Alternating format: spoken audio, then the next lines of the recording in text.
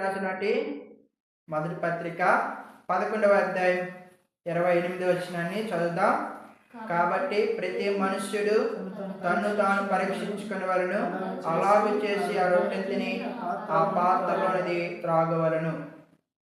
మన యొక్క జీవితాల్లో మనం ప్రభు యొక్క శరీరమును, ప్రభు యొక్క రక్తమును మనము తిని త్రాగువారమైనప్పుడు మన జీవితాన్ని మనము పరీక్షించుకోవాలి.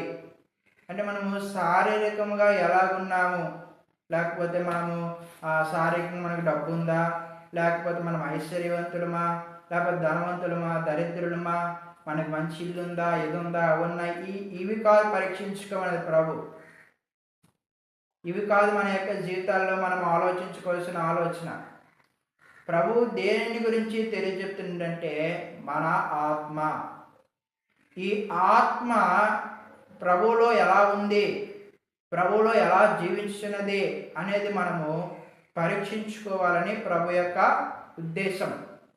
అందుకే ప్రభు యొక్క శరీరమును, ప్రభు యొక్క రక్తమును తిని త్రాగువారమైన మన యొక్క జీవితాల్లో దీనిని మనము తీసుకున్నప్పుడు ఎల్లా కూడా మనం ఏం చేసుకోవాలంటే పరీక్షించుకోవాలి. ఎందుకు అనంటే ఇలా మనం పరీక్షించుకోకుండా, వివేచించుకోకుండా తిని త్రాగువారమైతే అక్కడ రాయబడితే వచ్చింది 29వ వచనంలో, ప్రభు శరీరమని వివేచింపక తిని త్రాగువారు తనకు శిక్షావిధి కలుగుటకై తిని త్రాగుచున్నాడు. దేని కొరకనంట? ఈరోజు చాలామంది ప్రభు యొక్క శరీరం అన్నా, ప్రభు యొక్క రక్తం అన్నా చాలా నిర్లక్ష్యం. దాన్ని తీసుకున్నప్పుడు చాలా భయంకరమైనటువంటి పరిస్థితుల్లో జీవించిన వారమైనప్పటికీ కూడా దానిలో పాలిభాగస్థలం అయిపోతాం. అయితే మన యొక్క జీవితాల్లో మనము అది తిని త్రాగునప్పుడు మనం పరీక్షించుకొని, పరిశోధించుకొని మన జీవితంలో మనం ఒప్పుకుంటే, ప్రభు చెప్పినాడు కదా సామెతలు 28వ అధ్యాయం 13వ వచనంలో, సామెతల గ్రంథం 28వ అధ్యాయం 13వ వచనంలో ప్రభు ఎలా సెలవిస్తున్నాడు, అతిక్రమములు దాచిపెట్టేవాడు వర్ధిల్లడు, వాటిని ఒప్పుకొని విడిచిపెట్టేవాడు కనికరం పొందుతాడు. అంటే మన పాపమును, మన యొక్క అపరాధములను, మన యొక్క అతిక్రమమును, మన యొక్క దోషమును మనం విడిచిపెట్టి వాటిని ఒప్పుకొని మనము దాని నుండి సంపూర్ణంగా వేరు చేయబడిన వారమైతే మనం కనికరం పొందుతాం. ఈనాడు చాలామంది ప్రభు యొక్క శరీరమును, రక్తములు పాలిభాగస్తులవుతూనే లోకమును విడిచిపెట్టక, లోక సంబంధమైన కోరికలు, ఆశలు వీటిని విడిచిపెట్టక జీవిస్తున్నట్టు వారు ఉన్నారు. అయితే ప్రభు ఇటు వారి గురించి చెప్తున్నాడు, వీరు దేని కొరకు ఇలా చేస్తున్నారని అంటే వారికి శిక్షావిధి కలుగుటికి ఏం చేస్తున్నారు, దాన్ని చేస్తున్నారు. మన ప్రభుని వెంబడిస్తున్నాంగా, ప్రభుని జీవిస్తున్నాం కదా, మేము బాప్తీసం పొందుకున్నాము, అందుకే మేము శరీరమును, రక్తమును తినాలి అనేది కాదు. బాప్తీసము పొందుకున్నంత మాత్రాన మన శరీరమును, రక్తము తినడానికి అర్హత వచ్చిందనేది కాదు. మనలో రక్షణ లేకుండా, మనలో మార్పు లేకుండా, మన యొక్క జీవితాల్లో మనం పరీక్షించుకోకుండా, ప్రభువులో మనం సంపూర్ణంగా కాకుండా మనం ఈ పాత్రలో చేవేస్తే మన యొక్క జీవితాల్లో మనం శిక్షకు అర్హులమే. ప్రభు మనం ప్రేమించి మన యొక్క జీవితాల్లో మన మీద ఉన్న శిక్ష అంతా కొట్టివేయడానికి ఇష్టపడుతున్న దేవుడు. అందుకొరకైనా ఈ లోకానికి వచ్చినాడు, అందుకొరకే ఈ లోకములైనా శ్రమ పడుతూ వచ్చింది, అందుకొరకే ఈ లోకం నలగొట్టబడి, అందుకొరకే మన యొక్క జీవితాల్లో మన మీద పడి ఉన్న శిక్ష భారమునంతా కూడా తొలగించుట కొరకే శిబిరము వెలుపట ఆయన ఏం చేస్తుంటే యాతన పడ్డాడు. శిలువలో వేలాడి మరణము నుండి సమాధి చేయబడి పునరుత్థానం తిరిగి లేచి పరమణకి వచ్చింది. ఎందుకు అంటే మన మీద ఉన్న ఈ శిక్షా భారం తొలగించాలనేదే ప్రభు యొక్క ఉద్దేశం. ఈ శిక్షా భారమును తొలగించినాడు ప్రభు. అందుకే ఆయన శరీరమును, ఆయన రక్తమును మన కొరకే పానార్పణగా మార్చుకున్నాడు. ఈ శిక్ష పోవాలనంటే, ఈ శిక్షను మనం విడిపింపడాలనంటే ఒక దేవుడు అనబడిన వాడు మానవ శరీరంకి వచ్చి పాపము లేనివాడుగా జన్మించి, పాపము లేనివాడైన ఆయన పాపరహితుడిగానే జీవించి పాపులైన మానవుల కొరకే మరణము నుండి జయము పొంది తిరిగి లేచినప్పుడు వారికి కలిగిన శిక్ష భారం అంతా ఏమవుతుంది, తొలగిపోతుంది. ఎందుకనంటే ప్రతి వాడు వారి వారి పాపముల కొరకు ఏం చేస్తారంటే కోళ్ళ యొక్కయో, ఎడ్ల యొక్కయో, మేకల యొక్క రక్తములు ఏం చేసుకుంటున్నారు? చిందిస్తారు. ఎందుకంటే పాపము తొలగింపబడి. ఎందుకంటే బైబిల్ చెప్తుంది, రక్తము చిందింపకుండా పాప క్షమాపణ కలగదు. ఆనాడు ధర్మశాస్త్ర కాలంలోనైనప్పటికీనైనా సరే వారు రక్తము చిందింపకుండా, రక్తము అనేది ప్రోక్షింపబడకుండా వారి పాపములకి క్షమాపణ అనేది కలగదని చెప్పి వారి పాపములను క్షమింపబడు కొరకే ప్రధాన యాజకుడి దగ్గరికి ఏ పావురమైనా, లేకపోతే ఏ యొక్క గొర్రెనైనా, లేకపోతే ఆయన ఏదైతే వారికి కలిగిన వారి స్తోమత కొలిది ఆ స్తోమతను బట్టి వారు ఏదైనా ఒక జీవిని తీసుకొచ్చి అక్కడ ఆ యొక్క ప్రధాన యాజకుడికి అర్పించాడు. ఆ ప్రధాన యాజకుడు ఆ యొక్క జీవి యొక్క రక్తమును ఆ యొక్క బలిపీఠలో ప్రోక్షిస్తే అప్పుడు వారి పాపములన్నీ ఏమైనట్టు? క్షమింపబడినాయి. ఇప్పుడు ఆ పాపను వారికి శిక్ష కలగదు అనేటువంటి గొప్ప నమ్మిక ప్రభు అలా వారికి నేర్పించినాడు మొదటి యెహోవా కాలం. అయితే ఇప్పుడు ఇదంతా ప్రతిరోజు జరుగుతుంది.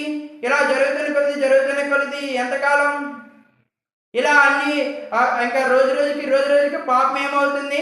పెరుగు. ప్రభు అన్నాడు కదా, నరుని హృదయం వాడి బాల్యం నుండి ఎలా ఉంటుందంట? చెడ్డదే. వాడి హృదయం బాల్యం నుండి చెడ్డదే. చిన్నప్పటి నుండి కూడా వాడి తలంపులన్నీ కూడా చెడ్డ తలంపులే. ఎవరైనా చిన్న పిల్లాడికి ఒక యాపిల్ పండు తీసుకుని వెళ్ళి ఇచ్చామనుకో, అదే యాపిల్ పండు మళ్ళీ నాకు ఇవ్వాలంటాడు. ఏమంటాడు? ఇస్తాడా? ఇవ్వనే. ఇది నాదే అంటాడు. అంటే వాడు హృదయంలో నీకేమొచ్చింది? అప్పుడే స్వార్థము వచ్చింది.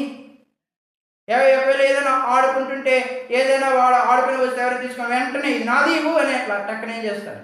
అంటే వాళ్ళకి ఏమొచ్చింది? అంటే వారి బాల్యం నుండి వారి హృదయం ఎలా ఉంటుందంట? చెడ్డదే. కనుక ప్రతిరోజు ఏదో ఒక విషయంలో ప్రభానండి యవనస్తులు తప్పక తొట్టలేదు పడిపోతారు. ఏదో ఒక విషయంలో బలహీనలు అయిపోతారు. ప్రభు కూడా మన కొరకు మరణమైనప్పుడు అని చెప్తే మనం ఇంకా బలహీనులమై ఉండగానే ఆయన మన కొరకు ఏం చేసిందంట? ప్రాణం విడిచిన. పడిపోతున్నాం, చెడిపోతున్నాం. అయితే మన ప్రభు అంటున్నాడు, మీరు బలహీనులే, మీరు పడిపోతున్న వారే. అయితే మిమ్మల్ని మీరు పరీక్షించుకొని, మిమ్మల్ని మీరు పరిశోధించుకొని, మీ పాపమును, మీ అపరాధమును ప్రభు యొద్ద విడిచిపెట్టి వారైతే మీకు క్షమాపణ విడిచిపెట్టాలి. మరలా పట్టుకుంటే మరలా క్షమాపణ దొరకదు. ఇక్కడికి వచ్చి ప్రభువా నాయనా నీకు వందనాలు, ఆయన నన్ను క్షమించు అంటాం. మరలా బయటకు వెళ్ళిన తర్వాత అదే పాపం జరిగిస్తే నీకు క్షమాపణ దొరకదు. నువ్వు ఆయన నమ్ముకున్నా, ఆయన నమ్ముకోకపోయినా, నీవు పాపమును విడిచిపెట్టకపోతే నీ పాపమునకు క్షమాపణ దొరకదు. నీవేదో మొక్కుబడిగా పాపము క్షమిస్తానని చెప్పి ప్రభు దగ్గరికి వచ్చి ప్రభువా నన్ను క్షమించని అడిగినంత మాత్రం నీ పాపమును క్షమింపడని కాదు. నీవు ఆ పాపం నుండి బయటికి రావాలి. ఈ సమరయ స్త్రీ యొక్క జీవితంగా చూచంగా ఆ సమరయ స్త్రీ కొండను ఏం చేసింది? విడిచిపెట్టింది. మనం విడిచిపెడితేనే మన యొక్క జీవితాల్లో దేవుడు కార్యాలు చేస్తాడు. పాపమునికి ఏమవుతుంది?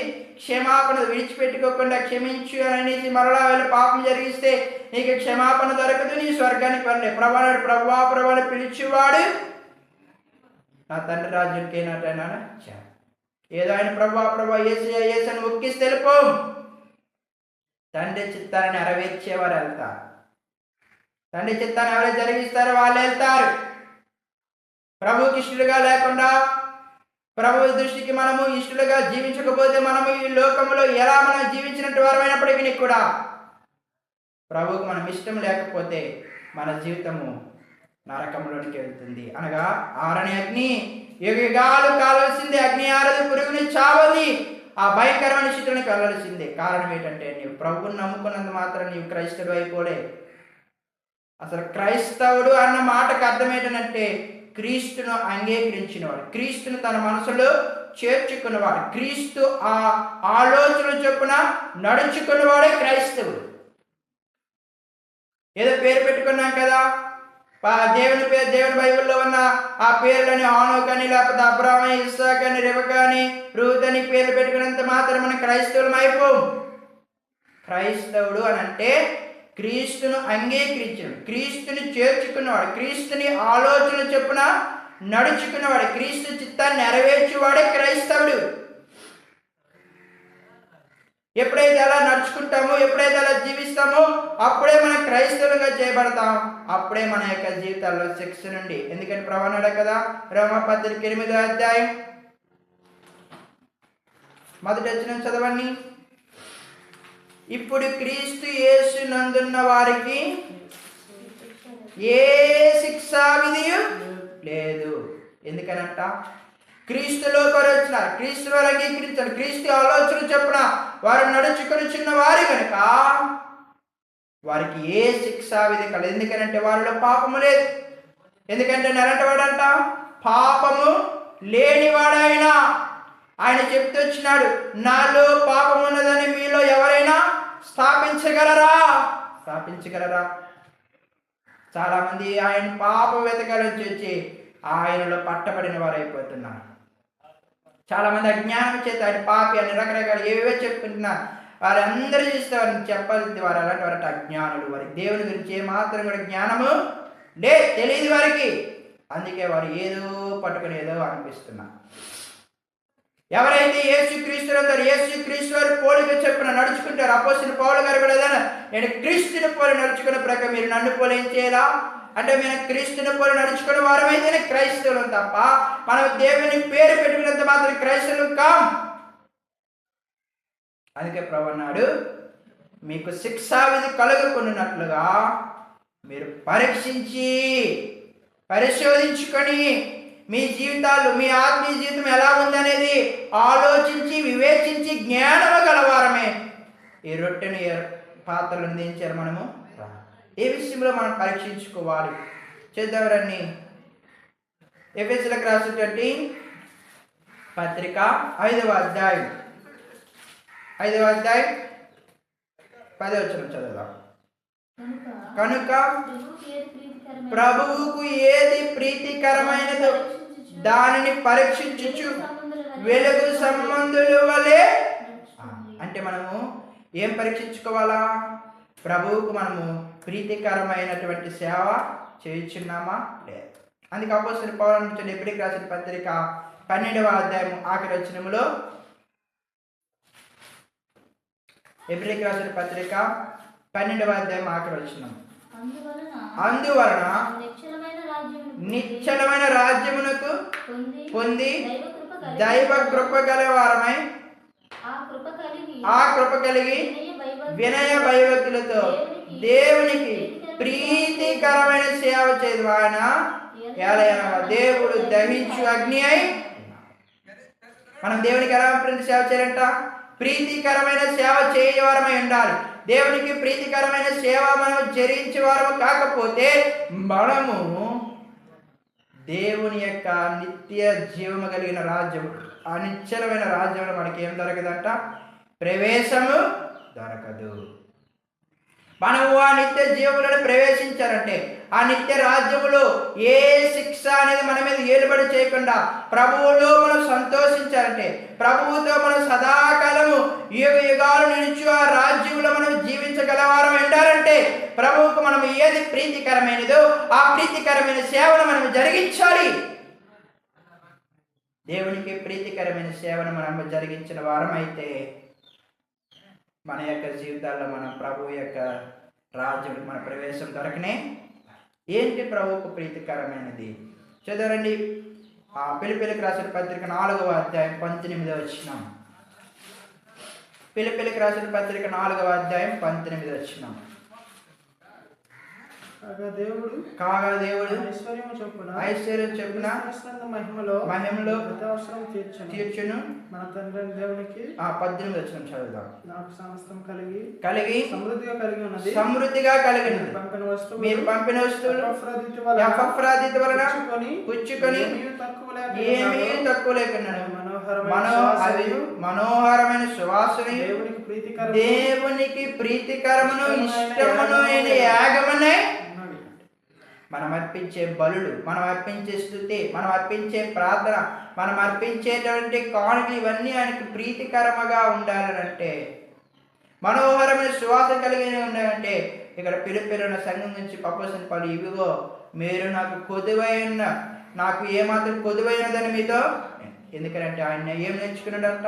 నేను సంపన్న స్థితిలో ఉండ నెరుగుదును, దేన స్థితిలో ఉండ. చూడండి 12వ వచనం చదవండి. ధ్యాన స్థితిలో ఉండనెరుగుదును, దేన స్థితిలో ఉండనెరుగుదును, సంపన్న స్థితిలో ఉండనెరుగుదును, సంపన్న స్థితిలో ఉండనెరుగుదును, ప్రతి విషయములో అన్ని కార్యములలో ఆ కడుపు నిండి కడుపు నిండుటయు ఆకలి కొని ఉండుటకు, ఆకలి కొని సమృద్ధి కలిగి ఉండుటకు, సమృద్ధి కలిగినట్టుగా లేమిలో ఉండుటకు లేమినట్టుగా నేర్చుకొని ఉన్నాను. నన్ను బలపరిచిన వాణిని సమస్తం నేను చేయగలను. అంటే నేను అన్ని విషయం నేర్చుకున్నా. ఆకలితో ఉండడం, కడుపు నిండిన వాడుగా, సమృద్ధిగా, ధనవంతుడిగా, దీనస్థితిగా ఉండనెరుగుదును. ఇవేవే నాకు అవసరమని మేము మీకు చెప్పడంలే. ఈరోజు చాలా మంది ఏదైనా ఒకవేళ ఇట్టి విషయాల గురించి చెప్పామనుకో, కోరుతున్నారు చూడండి అంటారు. దేవుని సేవకులుగా దేవునికి రావాల్సిన వాడు దేవునికి అర్పించే దాని గురించి ప్రకటిస్తే ఇదిగో డబ్బు గురించి చూడు చెప్తున్నాడు అని అంటారు. డబ్బు మీద ఆశ కలిగి కాదు, దేవుడు తాను ఏర్పాటు చేసుకున్న ప్రజలకి ఆయన ఎన్నడూ కూడా ఏం చేయడు, త్రోసివేసే దేవుడు కానే. ఒకవేళ అట్టి ఆలోచన కలవారమైతే దేవుని సేవ అపోస్తలుడైన పౌలు అంటాడు, అట్టి వాని గురించి మరలా నేను ఏడ్చుతూ చెప్తున్నాడు, వారి కడుపే వారి దేవుడు, వారి నాశనమే వారి.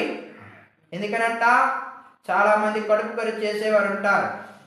అంటే వారి కడుపు నింపుకోవడం కొరకు, వారి కుటుంబము క్షేమం పొందడం కొరకే చాలా మంది ఏం చేస్తారంటే ఇదిగో ఇది అది అని చెప్పేవారు ఉంటారు. ఇది కాదు, ఇట్టి వాడు అసలు క్రైస్తవుడే కాదు. ఎందుకంటే ప్రభువు నెరిగిన వాడు, ప్రభువుతో జీవించిన వాడు, ప్రభువు నాకు సమస్తమును అనుగ్రహించుటకు శక్తిమంతుడని నమ్మి గలవాడే జీవిస్తాడు.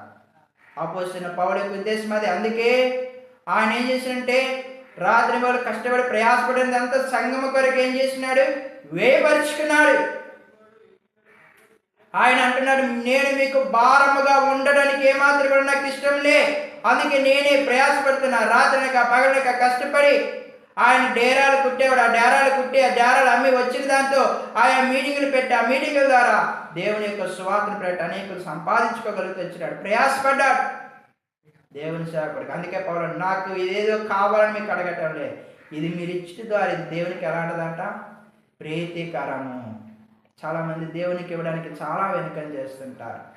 దేవునికి ఇచ్చే విషయంలో చాలామంది వెనుకంజ వేసేవారు ఉంటారు. ప్రభు అన్నాడు, అపోస్తలుడైన పౌలు అపోస్తలుల కార్యములు 20:33 చదివితే 35 చదువుదాం. అపోస్తలుల కార్యములు 20:35 చదవండి. 20:35 మీరును ఎలాగ ప్రయాసపడి సంరక్షింపవలనని పుచ్చుకొనుట కంటే ఇచ్చుట ధన్యమని ప్రభువైన యేసు చెప్పిన మాటలు ఏం చేయాలంట. ప్రభు ఏమన్నాడు, పుచ్చుకోవడం కాదు. చాలా మంది పుచ్చుకోవడమే. ప్రభువా ఇవ్వు ఇవ్వు ఇవ్వు ఇవ్వు అంటారు. జరగక 2 పిల్లలు అంటారు. ఎవరంటే వాళ్ళు ఇమ్ము ఇమ్ము, ఎప్పుడు ఇవ్వు ఇవ్వు ఇవ్వు అంటమేనా? ప్రభు నువ్వు అడగమన్నావు కదా, నువ్వు అడగండి కాదండి. ప్రభు కూడా అడిగిన ఇవ్వాలగా. ఈయుడి మీకేమవుతుంది, ఈబడినని చెప్పినాడుగా ప్రభు. ఏదో ప్రభుకి అవసరమైనది కాదు. ప్రభువుకి లోకమంతా ఆయనదే. ప్రభుకి ఏంటంటే లోకమంతా ఆయనదే. ఆయనకి ఏమి కావాలంటే ఆయన చక్కగా చేసుకోగలదు. ఆయనకి తన పని కొరకు ఏది ఉపయోగించుకోలేదు, ఆయన దాన్ని ఏం చేయగలడు, సమకూర్చుకోగలడు. ఎందుకంటే ఇదంతా ఆయన వశంలో ఉంది, ఆయన ఇష్టం. ఇప్పుడు మన చేతిలో 100 రూపాయలు ఉందనుకో, ఆ 100 రూపాయలు మన దగ్గర మన ఆదాయం ఉంది కనుక మనకు నచ్చింది డ్రింకు లేకపోతే నూడిల్స్ లేకపోతే ఏదో తినాలనుకొని తినగలం. ఎందుకంటే ఇది ఎవరి చేతిలో ఉంది, మన ఆదాయం. ఇదంతా లోకమంతా ఆయన ఆదాయం ఉంది కనుక ఆయన నచ్చినట్టు చేసుకోవాలి. కానీ ఇదేది ఆయన అడగడం లేదే. ఆయన మన యొక్క జీవితాల్లో ఆయన అడుగుతుందంతా కూడా నీ హృదయమే. ప్రభు అన్నాడు, ఏది ఉత్తమం అది తెలుసున్నది కనుక నీవు అది జరిగించు. నా మాట వినదే నాకు చాలు. ఇదేది కాదు, అది ఇచ్చితే చాలు. అది ఇచ్చిటి కూడా దేవునికి ప్రీతికరమైనది. అది దేవునికి ఇచ్చుట. ధనమే కాదండి, నీ సమయం, నీకు కలిగిన దానిలో ప్రభువుకి ఇచ్చేటప్పుడు నిన్ను దేవుడు ఏం చేస్తాడు కనుక అది ప్రీతికరమైనకి. ఈరోజు చాలామంది దేవునికి సమయం ఇవ్వక, దేవుడు వారికి ఇచ్చిన వాటిలో వారికి ఇవ్వాల్సిన దేవునికి ఇవ్వాల్సిన ఇవ్వక, దేవుని యొక్క సన్నిధిలో సహవాసం కలిగి ఉండలేక, దేవుని సేవ పరిచర్యలో పాలివాసులు కాక, ఏ విషయంలో కూడా నమ్మకత్వం కలిగి జీవించలేక అనేకులు దేవునికి ప్రీతికరమైన వారు కాక వారి యొక్క జీవితాలు ఏమైపోతున్నాయి? నష్టపోతున్నారు. అననీయ సఫేరులు ఉన్నారు. దేవుడు వారికి ఇచ్చిన దాంట్లో వారు ప్రభువుకి అర్పించాల్సింది, కానీ అర్పించలేదు. అందుకే పేతురు అపోస్తలుల కార్యాలు 5వ అధ్యాయము 4వ వచనం చదవండి. 5వ అధ్యాయం 4. అది నీ యొద్ద ఉన్నప్పుడు అది నీది కాదా? అమ్మిని పిమ్మట అది నీ వశమై ఉండలేదా? ఎందుకు ఈ సంగతి నీవు ఉద్దేశించుకున్నా కాదు, దేవునితోనే ఏం చేస్తున్నా? దేవునితో అబద్ధం ఆడితే దేవుని దగ్గర తప్పించుకోగలమా? తప్పించుకోలేం. దేవుని దగ్గర మనం ఏమాత్రమే తప్పించుకోగలమని ఎంత మనం ప్రయత్నం చేసినా తప్పించుకోలేం. ఒకరోజంట భూమి నాకు కప్పించింది. నాకు కప్పిస్తే నక్క కొన్ని రోజులు అయిపోయింది, కొన్ని నెలలు అయిపోయింది. ఏ అప్లోడ్ అని అడుగుతారు కదా, భూమి అడుగుతుంది, నక్క మామ నా యొక్క అప్పు ఎప్పుడు తీరుస్తాను, లేకపోతే కొద్ది దినాలు వెయిట్ చేయాలి. సరే అని ఇంకొద్ది దినాలు అయిన తర్వాత ఎప్పుడు ఇస్తాను నక్క మామ? ఇస్తాను లేదు, ఊరికి ఇదే పదనా. ఆమె నక్క అనుకుంది, ఇక్కడ ఉంటే ఇలాగా తినేస్తుంది అనుకుని వేరొక ఊరు వెళ్ళింది. అక్కడికి వెళ్ళగానే అక్క మామ అక్కడ నుండి ఇక్కడికి వచ్చావు, నా అప్పు తప్పించుకోవడానికి అప్పు ఎప్పుడు తీరుస్తా. ఇక్కడ కూడా వచ్చింది అనుకొని వేరే దగ్గరికి వెళ్ళిపోయి అక్కడ కూడా నక్క మామ ఎక్కడికి వెళ్ళినా తగలడతాను అనుకొని చెప్పి ఎన్నగెళ్ళి ఏట్లో దొరికింది. ఎక్కడుంటే మరి రాదు, సత్తి బతికింది మరి ఇంకా రాదని అక్కడ ఆ ఏట్లో నిందకి వెళ్ళిపోయిన తర్వాత అక్కడ పిలుస్తుంది భూమి, నక్క మామ నా అప్పు ఎప్పుడు ఇస్తే. ఇక్కడ కూడా తగలడ్డ ఊపిరాడకి అక్కడ ఏమైంది అంటే భూమి దగ్గర నుండి ఆ నక్క తప్పించుకోగలిగిందా? భూమి మీద ఉన్న మానవుడు సర్వసృష్టి అయిన దేవునికి తప్పించుకోగలడు ఎవరన్నాడా? హెబ్రీకి రాసిన పత్రిక 4వ అధ్యాయం 12వ వచనం చదువుదాం. హెబ్రీకి రాసిన పత్రిక 4వ అధ్యాయం 12వ వచనం.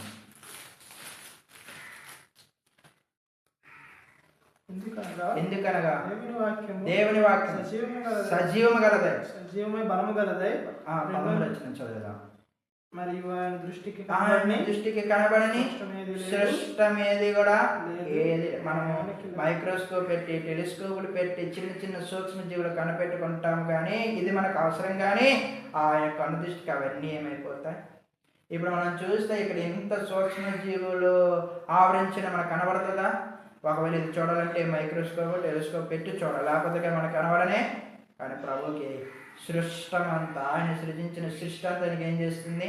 కనబడతాడు. ఇర్మియా గ్రంథం 23వ అధ్యాయం 24వ వచనంలో ప్రభు చెప్తున్నాడు. ఇర్మియా 23వ అధ్యాయం 24వ వచనం. నాకు కనబడకుండా రహస్య స్థలములలో దాగలవాడు ఎవడైనా ఉన్నాడా? ఆయన కనబడకుండా దాగలమా? సృష్టమే చిన్న చిన్న సూక్ష్మజీవులు ఆయనకి తేటగా కనబడుతున్నప్పుడు ఇంత 6 అడుగుల ఆకారం పెట్టుకున్న మానవుడు మనం కనబడమా? ప్రభుకి కనబడమా? కనబడతాం. కనుక మన యొక్క జీవితాల్లో మనం ప్రభు మనం చూచున్నాడు కనుక మనం ఏం చేయాలంట? ప్రభువుకి మనము అబద్ధం చెప్పేవారం కాకూడదు. అననీయ సఫేరులు ఎవరితో అబద్ధం చెప్పామనుకుంటున్నారు? పేతురుతో చెప్పామనుకుంటున్నారు. పేతురు అంటున్నాడు, నీవు నాతో అబద్ధం చెప్పాననుకుంటున్నావు. కాదు, నువ్వు ఎవరితో అబద్ధం చెప్పినా? దేవునితోటే. ఈరోజు చాలా మంది ఎవరితో అబద్ధాలు చెప్తున్నారు? దేవునితోటే.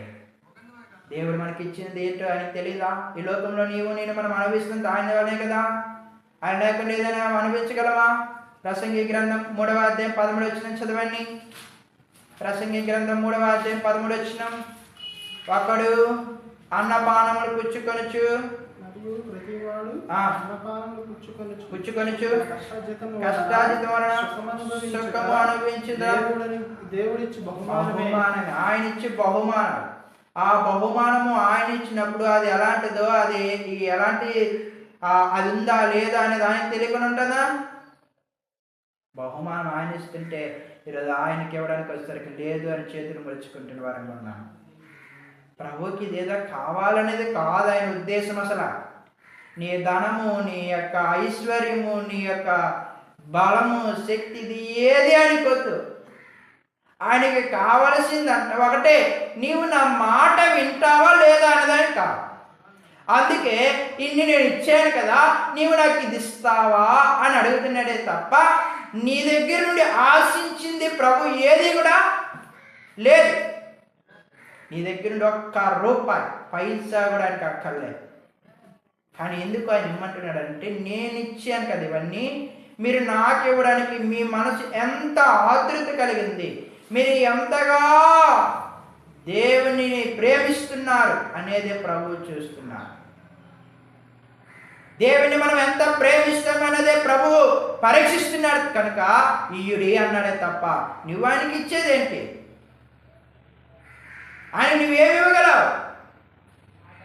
మీకా భక్తుడు అన్నాడు, ఇదిగో వేలాది నదులంత విస్తారమైన తైలం అయితేనేమి, వేల కొద్ది పొట్టేలు నీకు ఇచ్చిన ఏమైనా నీకు సరితూగునంటే ఏమీ కూడా ఎన్ని నువ్వు ఇచ్చిన ఆయనకి నువ్వేమి ఇవ్వగలవు? నీకంతే సామర్థ్యం ఉందా? దేవుని దగ్గర మన యొక్క జీవితాల్లో మనము దేవునికి ఇచ్చువారము అని ఎందుకనంటే, నీవు ఆయన మాట వింటున్నావా లేదా అని. ఇది నేను అడిగాను కదా, ఇది నీవు ఇస్తావా లేదని అబ్రహాముతో దేవుడు అన్నాడు, అబ్రహామా నీకు కానీ ఒక కుమారుడైన ఇస్సాకును నాకు ఇయ్యు అన్నాడు. ఆ మోరియా పర్వతం దగ్గరికి అర్పించి అన్నాడు. ప్రభుకి ఆయన కుమారుడిని ఇస్సాకు అవసరమా? ఆయన నరబలిని కోరువాడా? కాదే. కానీ అన్నాడు ఆయన, నీవు అర్పించు అన్నాడు. అబ్రహాము ఎందుకు అలా అన్నాడనంటే, అబ్రహాము తన కుమారుని ఇస్సాకుని అధికంగా ప్రేమిస్తున్నాడు కనుక ఈయన నాకంటే ఎక్కువగా తన కుమారుని ప్రేమిస్తున్నాడా, లేకపోతే తన కుమారుని కంటే నన్ను ఎక్కువగా ప్రేమిస్తున్నాడని పరీక్షించడం కొరకే దేవుడు ఒక టెస్ట్ పెట్టాడు. ఇప్పుడు వెళ్ళాడు, ఆ టెస్ట్లోనికి వెళ్ళి ఆ పర్వతం దగ్గరికి వెళ్ళి అక్కడ అర్పించాలంటే అబ్రహాం వెళ్ళాడు, ఆ ఇస్సాకుని అర్పించి వచ్చినాడు. ఇస్సాకుని అర్పించడం కొరకు కత్తెత్తగా అబ్రహామా అబ్రహాము నీవు నీ వాక్కు కనుక కుమారుడిని ఇస్సాకునియ్యా వినిదేవు. దీన్ని బట్టి నేనేం తెలుసుకున్నాను, నీవు నీ కుమారుడు కంటే ఎక్కువగా నన్ను ప్రేమిస్తున్నావు, నీవు భయపడేవాడని నేను తెలుసుకున్నాను. ఇస్సాకు ఆ దేవునికి అవసరము లేదు. కానీ అబ్రహాముని ఎందుకు పరీక్షించినాడంటే, ఈ కుమారుని ఇచ్చాను కదా, ఈ కుమారుని బట్టి ఎంతో మురిసిపోతాడు. ఎందుకంటే అప్పటికే వారికి ఏం లేదు, 100 ఏళ్ళు అయిపోయి పిల్లలు లేరు. ఆ బాధ వారు అనుభవిస్తున్నారు. ఇప్పుడు ఆ బాధ అంతా పోయింది. అందుకే ఇస్సాకు పేరు పెట్టినాడు. అంత తల్లేమింది, దేవుడు నాకేమి ఇచ్చినాడు, నవ్వు కలుగు చేసిన కనుక కనిపిస్తాకంటే సంతోషం వచ్చింది.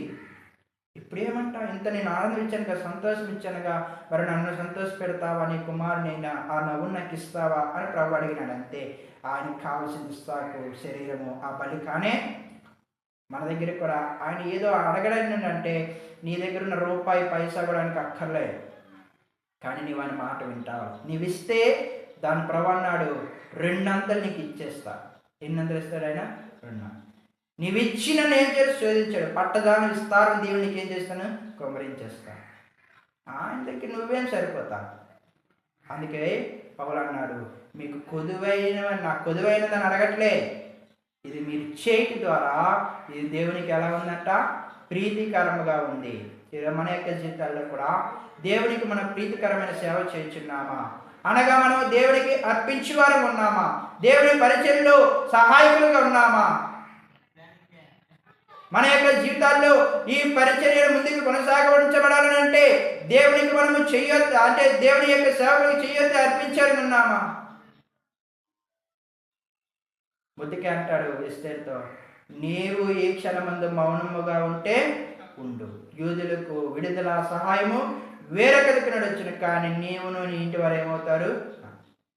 నువ్వు అనుకుంటున్నావేమో, నేను ఇప్పుడు చేయకపోతే నాకు ఈ సేవకుడికి కార్యం చేయలేడు అనుకుంటున్నావేమో. లేదు, అస్సలు ఇంపాసిబుల్.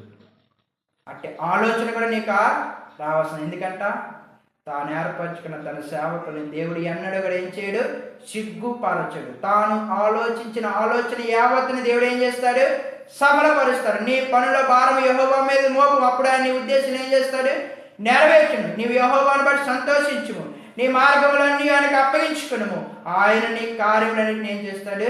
నెరవేర్చును. నీ కార్యములను ఆశీర్వదించుట కొరకే ఆకాశములు తన మంచిదన్నది ఏం చేస్తాడు? ఆయన తెరిచి వర్షం ఏం చేస్తాడని కురిపిస్తాడు. అది దేవుని యొక్క సామర్థ్యత.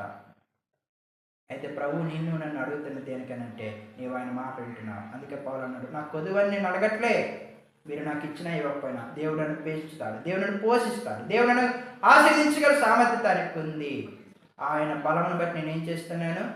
అతిశయించేవాడుగా ఆయన బలాన్ని బట్టి. అక్కడ చదివే కదా 4వ దేవుడు పిలిపే రాసిన పత్రిక 12 అక్కడ ఏమన్నాడు? ఆయన బలమును బట్టి నేను ఏం చేస్తున్నాను? ముందుకెళ్తున్నాను. అంతే. కనుక మన యొక్క జీవితాల్లో కూడా మనం దేవునికి ప్రీతికరమైన సేవ చేస్తున్నామా లేదని మనం పరీక్షించుకోవాలి.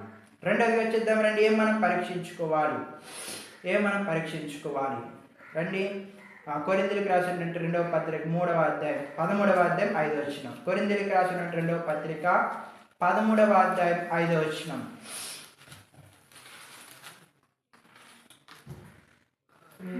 మీరు విశ్వాసము గలవారై ఉన్నారో లేదో మిమ్మల్ని మీరే శోధించుకొని చూచుకోండి, మిమ్మల్ని మీరే పరీక్షించుకో. ఆ మాట మన జ్ఞానం ఏమిటట?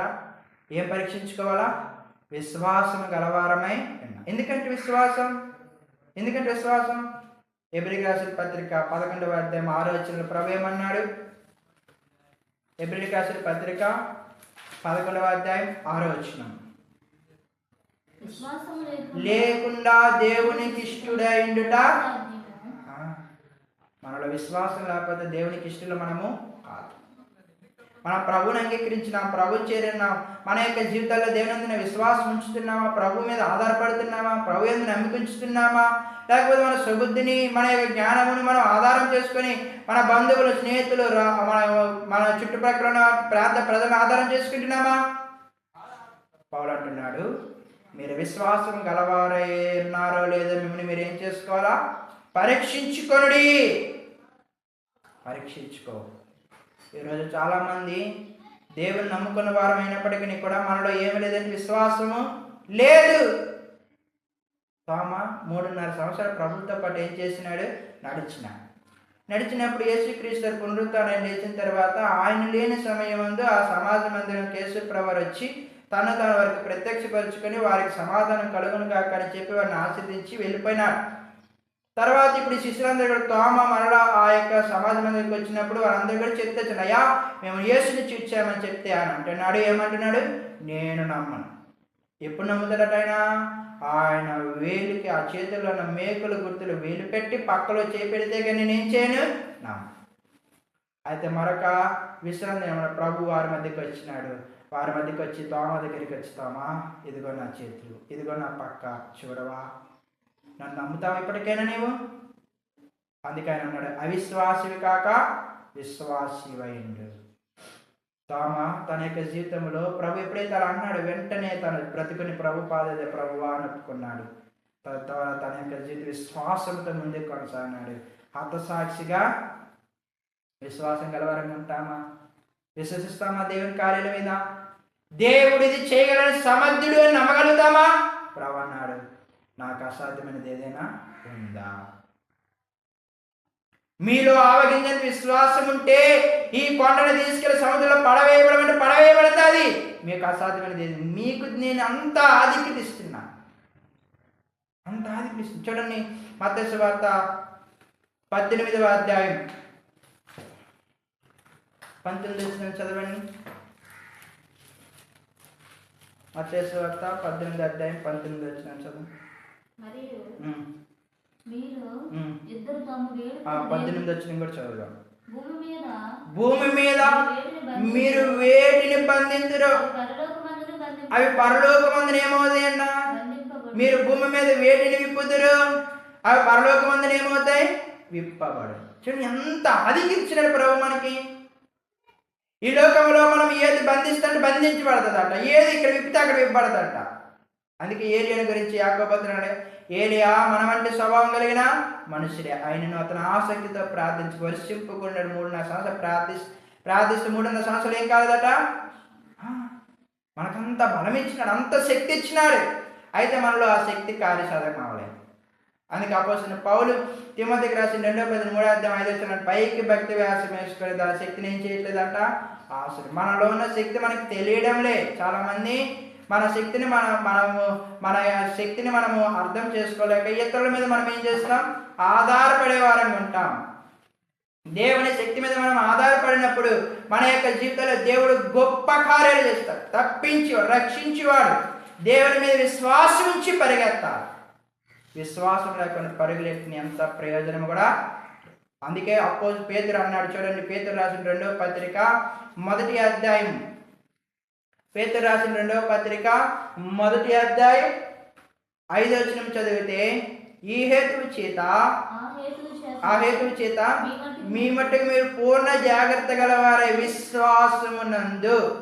అంటే విశ్వాసం మనం ఏం చేసుకోవాలంట, ఆఖరి 8వ వచనంలో రాయబడింది, వీటిని మీరు ఏం చేసుకోవాలా, అమర్చుకొనుడి. ఏం చేయాలి, వీటిని అమర్చుకొని. ఎందుకంటే ఇవి అమర్చుకొనుట ద్వారా 9వ వచనంలో రాయబడితే వచ్చింది 9. పూర్వపు పాపు మరిచిపోయి గుడ్డివారును దూరదృష్టి లేని వారును నిష్ఫలుడై అంటారు. ఎలా ఉంటారంట, తొట్టిల్లిపోతారు. మనము దేవుని విశ్వాసం లేకపోతే మన పూర్వపు పాపపు స్థితికి శుద్ధి కలిగిందని మనం ఏమైపోయినాం, మర్చిపోయినాం. ఎందుకనంటే మనం నమ్మేగా, ఏమని నమ్మాం, ప్రభు నా పాపములు క్షమించినాడు, క్షమిస్తాడని నమ్మే కదా మనం ప్రభుని ఎందుకు వచ్చాం, ప్రభుని అంగీకరిస్తూ వచ్చినాం. మరి నీ పాపములు క్షమించిన ప్రభు నీకు ఇవన్నీ అనుగ్రహించుదా. రామపత్రిక 8వ అధ్యాయం, రామపత్రిక 8వ అధ్యాయం 29వ వచనం చదవండి.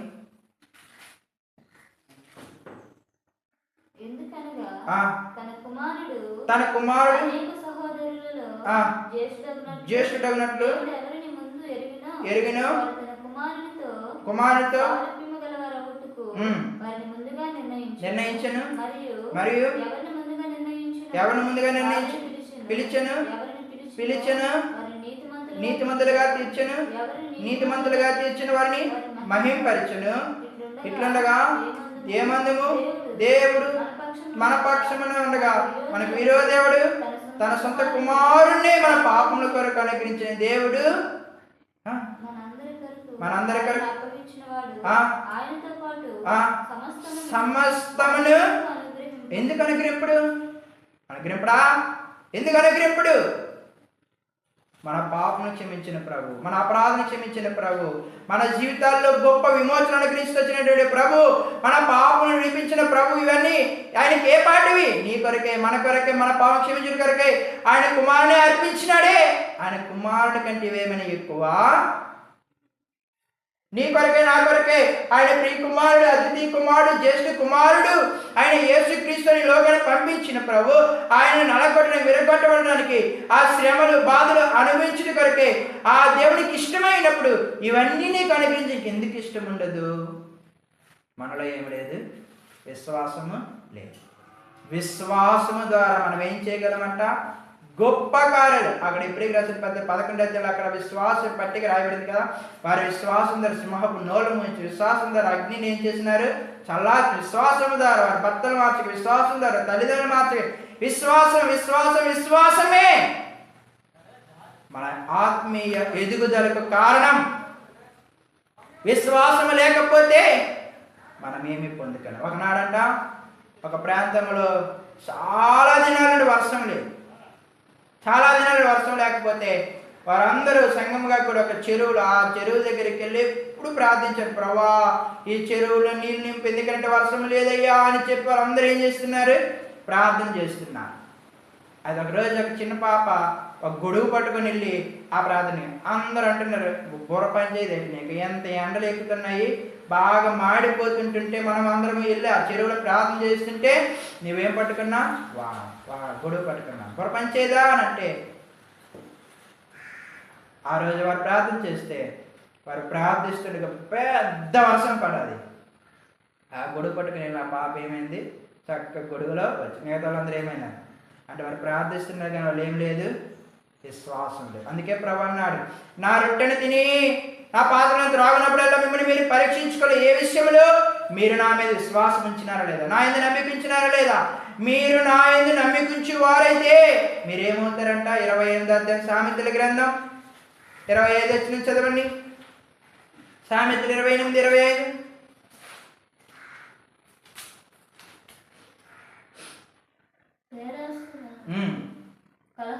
రేపును నమ్మిక గలవాడు వర్ధిల్లును. దేవుని విశ్వాసం ఉంచితే వర్ధిల్లుతాం. 125 కీర్తన రాయబడితే వచ్చింది మొదటి వచనంలో, యెహోవా యందు నమ్మిక ఉంచువాడు కదలగా నిత్యము నిలుచు సీయోను కొండవలే ఉంటాడు. యెహోవా యందు నమ్మిక ఉంచిన వాడు సురక్షితంగా ఉంటాడని సామెతలు 29వ అధ్యాయంలో రాయబడితే వచ్చింది. మనం దేవుని నమ్మిక ఉంచుతామా? నీలో మనలో విశ్వాసం లేకపోతే మనము దేవుని ఎందుకు వచ్చినట్టు వారమైన వేస్ట్. మన దేవుడు మనకి ఎంత శక్తిమంతుడో, మన దేవుడు మనలో ఎంత శక్తిని అనుగ్రహించాలి మనం ఎరగలేక, మన బలాన్ని మనం తెలుసుకోలేక, మన దేవుడు మనకు అనుగ్రహించినటువంటి ఆత్మీయ శక్తిని మనం తెలుసుకోలేక, లోక సంబంధమైన వాటి మీద ఆధారపడి మనం ఎంత భ్రష్టులం అయిపోతున్నాం, తొట్టిల్లిపోతున్నాం, నిష్ఫలం అయిపోతున్నాం. మనం ఎప్పుడైతే ప్రభు మాట ఎందుకు నమ్మిక విశ్వాసం ఉంచుతామో, ఆయన అన్నాడు కదా, నా ఎద్దకు వచ్చేవాడు ఆయన ఉన్నాడని తన వెతుకువారు ఫలము దయచిన మీరు ఏం చేయాలట, నమ్మవలను కదా. నమ్మాలి. నమ్మినప్పుడే మన యొక్క జీవితాల కార్యాలు. దేవుని మీద నమ్మిక లేకుండా ఈ లోకంలో మనం ఏది పొందుకోలేము. అదే ప్రభు యొక్క ఉద్దేశం. అందుకే ప్రభు అంటున్నాడు, మిమ్మల్ని మీరు ఏం చేసుకోవాలా, పరీక్షించుకోండి. ఏం పరీక్షించుకోవాలా? మీరు నాకు ప్రీతికరమైన సేవ చేయించున్నారో లేదో పరీక్షించుకోండి. ఏం పరీక్షించుకోవాలా? మీరు నా యందు విశ్వాసం గలవారై ఉన్నారో లేదో మీరు ఏం చేయాలా, పరీక్షించుకోండి. మూడవదిగా చూద్దామా రండి, త్వరగా చూసుకొని ముగించుకుందాం. ఎఫెసీయులకు రాసిన పత్రిక 6వ అధ్యాయం 4వ వచనం. ఎఫెసీయులకు రాసిన పత్రిక 6వ అధ్యాయం 4వ వచనం. మీ పిల్లలకు కోపము రేపుక ప్రభు యొక్క శిక్షలోని బోధలను వారిని పెంచుడి. 5 దాసులారా యథార్థమైన హృదయం గలవారే భయంతోను మనసుతోను కాదు. కొలస్సీయులకు రాసిన పత్రిక 4వ అధ్యాయం 4వ వచనం చదవండి. 4వ అధ్యాయం 4వ వచనం. ప్రార్థన యందు క్షమించండి ఒక్క నిమిషం. గలతీయులకు రాసిన పత్రిక 6వ అధ్యాయం 4వ వచనం. గలతీయులకు రాసిన పత్రిక 6వ అధ్యాయం 4వ వచనం చదవండి. గలతీ ప్రతి వాడును తాను చేయని పనిని పరీక్షించి చూచుకొనవలెను. అప్పుడు క్రియలను బట్టి కాక ఇతరులను బట్టి కాక అతిశయము కలుగును. ఎందుకనంట చదవండి. భరించుకొనవలెను కదా.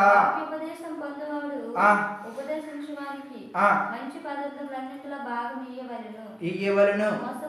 మోసపోకుడి. దేవుడు వెక్కిరింపబడ్డు. మనుషుడు ఏ విత్తనో ఆ పంటనే పోయి. ఎలాగనగా శరీరేచ్ఛల వలన విత్తివాడు శరీరం వలనే క్షయమైన పంటను కోయును. ఆత్మను బట్టి విత్తివాడు ఆత్మ నుండి నిత్య జీవన పంటను ఏం చేస్తుందట. మన పనిని మనం ఏం చేయాలా అంటే, మనం చేయించిన పని,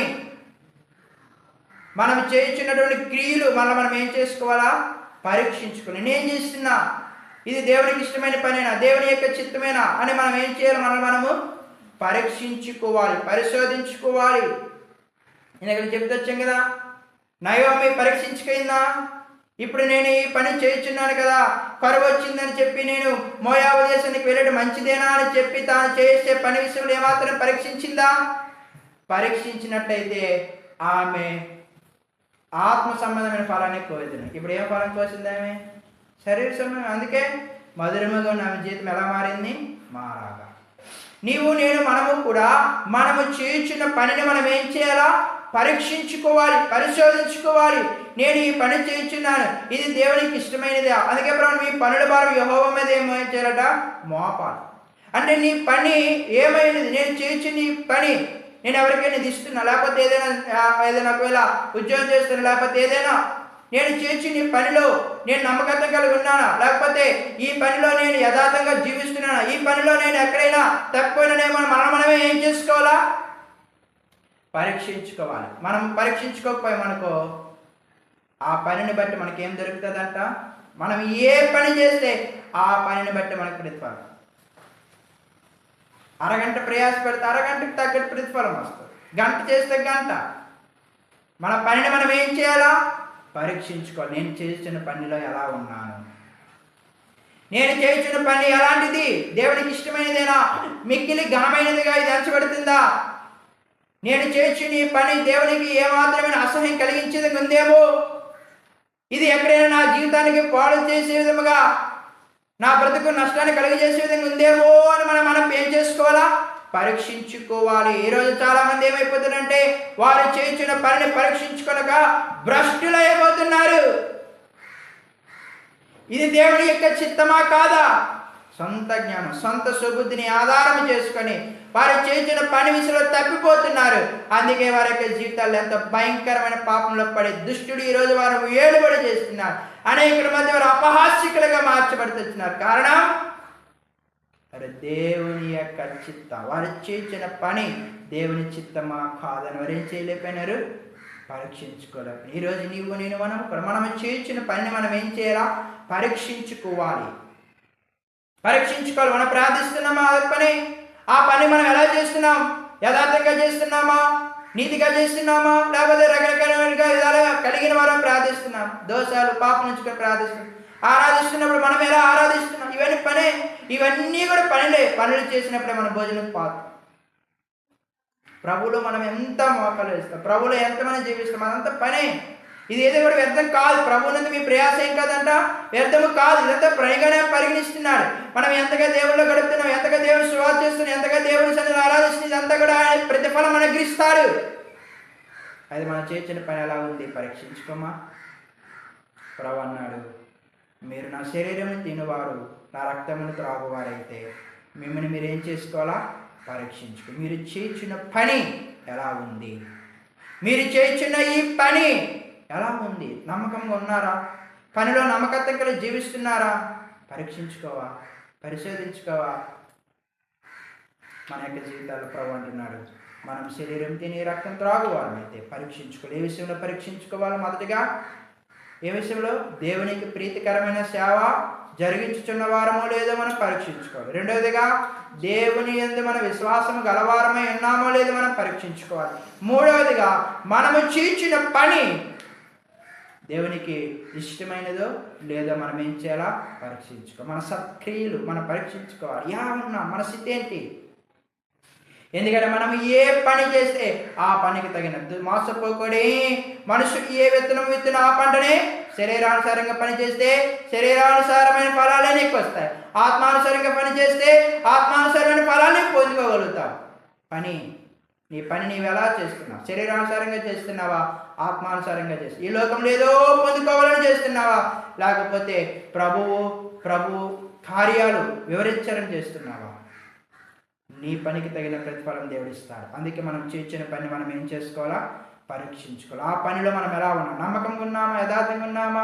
దేవుడు మనకు అప్పగించిన పనిలో మనం నమ్మకత్వంగా ఉన్నామా? ప్రభునాడు బలా నమ్మకమైన మంచి దాసుడు, ఈ కొంచెంలో నువ్వు ఎలా ఉన్నా నమ్మకంగా ఉంటే కనుక ఇదిగో 5 ప్రాంతాల మీద నువ్వు అధికారం వెళ్ళు.